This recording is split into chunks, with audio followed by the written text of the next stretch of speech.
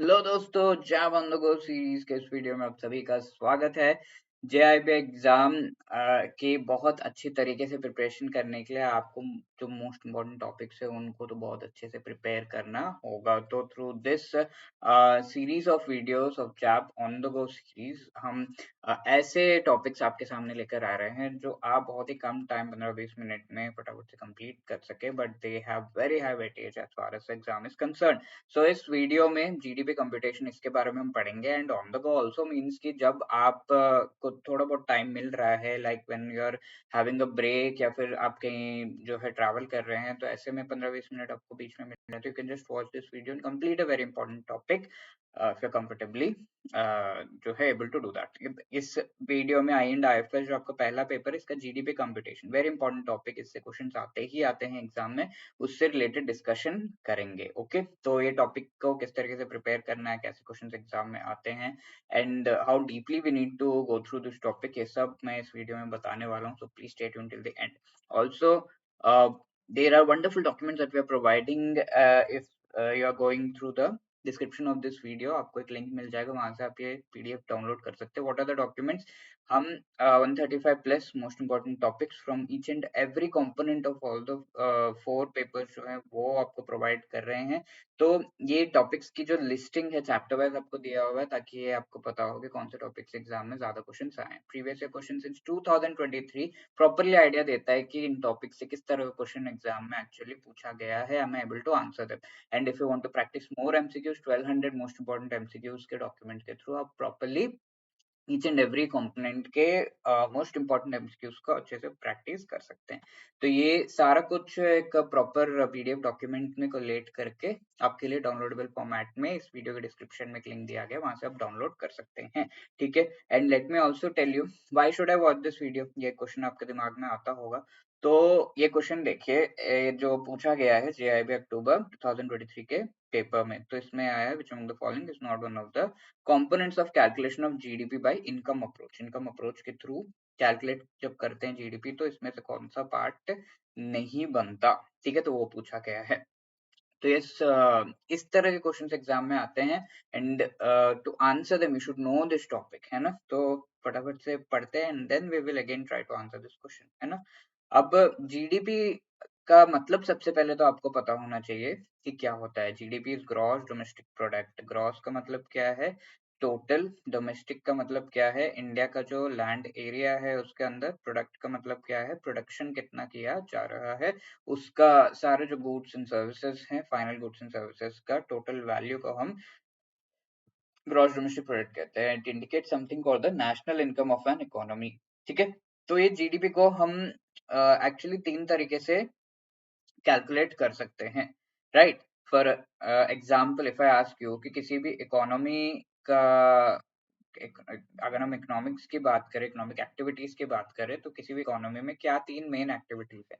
एक तो हो जाता है production, right, then the other one is distribution and the third one is consumption, right. तो ये 3 स्टेजेस पे हम जो इकोनॉमिक मनी का फ्लो है उसको ये 3 स्टेजेस पे असेस कर सकते हैं एंड द मनी का फ्लो जो ऑलमोस्ट सेम ही रहता है in all of these 3 stages. जब प्रोड्यूस कर रहे हैं प्रोडक्शन के टाइम पर जो है गुड्स बनने के बाद जो उसका वैल्यू है, राइट, फाइनल वैल्यू है, फाइनल गुड्स का value of transportation everything add करके वो जो डिस्ट्रीब्यूट किया जा रहा है गुड्स का वो वैल्यू, एज वेल एज जब कंजम्पशन किया जा रहा है, ठीक है, कंजम्पशन है ये, नॉट कंप्यूटेशन, कंजम्पशन किया जा रहा है, तो ऐसे केस में जो एक्सपेंडिचर हम कर रहे हैं गुड्स एंड सर्विसेज के ऊपर कि ये गुड्स मुझे दे दो, तो पैसा देते हैं ना, तो वो जो पैसा इट इज सेम, राइट। तीनों स्टेजेस पे हम इसको कैलकुलेट कर सकते हैं। तो प्रोडक्शन के स्टेज पे, तीनों स्टेजेस पे हम कैलकुलेट करके देखेंगे एंड देयर आर 3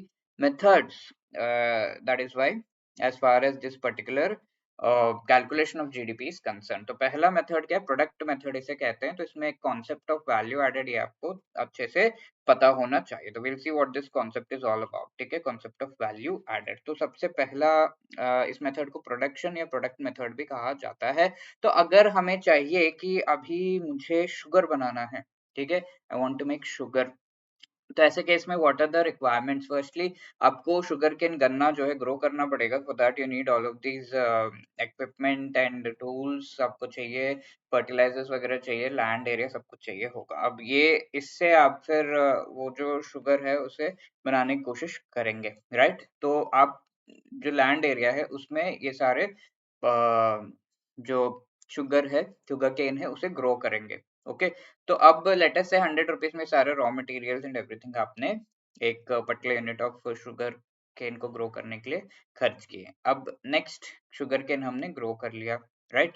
ग्रो करते समय यू नीड सम पीपल जो आपको हेल्प करें, राइट? तो ऐसे में क्या होगा, 50 रुपीज एक्स्ट्रा आपको शायद पे करना पड़े, सो दैट लेबर हो वो ग्रो करेगा, फिर उसे काट के जो है हार्वेस्ट होने के बाद उसको काट के रख देंगे, isn't it? अब काट के होने के बाद what is the next stage? इसका फिर जूस बनता है, isn't it? जूस बनने पे 50 रुपीज और उसको जो है गन्ने का जूस वगैरह निकालने में करना पड़ता होगा, एंड देन फाइनल स्टेज इसकी है शुगर बन गया तो 50 रुपीज और। तो ईच स्टेज में यू आर सीइंग कि there is some value that is getting added, isn't it? Value added कैसे हमें दिख रहा है? उसका कॉस्ट जो है इंक्रीज होता जा रहा है। तो if we add all of this value added completely, finally अगर हम ऐड करेंगे तो इस पर्टिकुलर शुगर का फाइनल कॉस्ट हमें पता चल जाएगा, isn't it? 100 rupees initial stage पे, फिर 50 50 50 150, तो 250 रुपीज जो है उस यूनिट ऑफ शुगर का वैल्यू रहेगा। तो 250 रुपीज जब हम इस पे खर्च कर रहे हैं, we are actually paying for all of the value added over here. तो ईच स्टेज पे वैल्यू एडेड को अगर हम ऐड करते हैं, टोटल टोटल वैल्यू एडेड का मतलब क्या होता है? इकोनॉमिक्स में टोटल को हम ग्रॉस कहते हैं, ठीक है? तो gross value added which is something but GVA calculate कर रहे हैं फॉर शुगर। ये तो सिर्फ शुगर की बात की मैंने, ऐसे ही सारे जो सब्सटेंसेस है, सारे जो गुड्स एंड सर्विसेज है, उनका ग्रॉस वैल्यू एडेड जीवीए अगर हम कैलकुलेट करेंगे तो 1 2 3 4 ऐसे करके एन नंबर ऑफ जो प्रोडक्ट्स हैं, गुड्स एंड सर्विसेज है, उनका ग्रॉस वैल्यू एडेड हम ऐड करेंगे तो will be getting the total income. इन पे इनकम कितना होने वाला है, क्योंकि कॉस्ट पता चल रहा है तो इन पे इनकम कितना होने वाला है वो पता चलेगा। तो that is GDP, gross domestic product. It can be calculated by adding all of these things, isn't it? ये पहला मेथड है।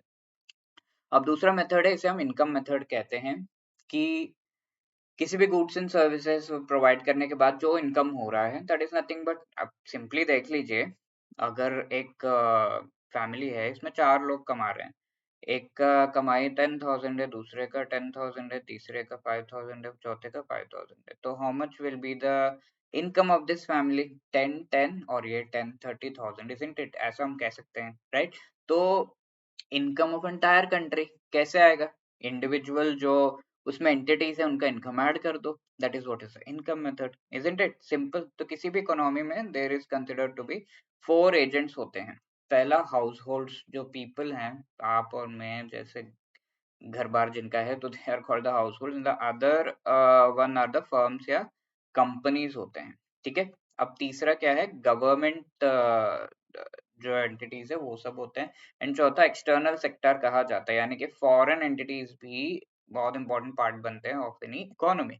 तो इन सभी को अगर हम ऐड कर देंगे, इन सभी का इनकम अगर ऐड कर देंगे, that will be the income of the entire nation, national income कह सकते हैं ना। 4 एजेंट्स ऑफ इकोनॉमी इन्हें माना जाता है। अब फर्म्स एंड हाउस होल्ड्स का इनकम अगर हम देखें तो यहाँ पर मेनली जो हाउस होल्ड है वो फैक्टर सर्विसेज प्रोवाइड करते हैं, लाइक लेबर है वो घर से आता है, राइट? तो वेज उसे फैक्टर पेमेंट प्रोवाइड किया जाता है, वेजेस प्रोवाइड किए जाते हैं।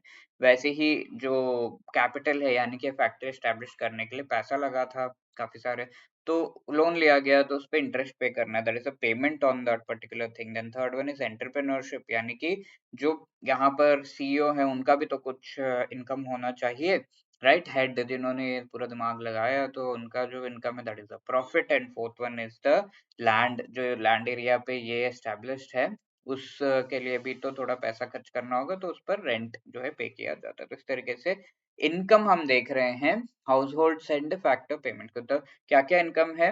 W wage, interest I, profit P, rent R। तो W plus I plus P plus R. तो we can just add the income of everyone, firms and households, self-employed income people. ये तो firms, households, companies का income हो गया. अब कई लोग self-employed होते हैं, यानी कि मेरा खुद का business है, तो that is called self-employed income.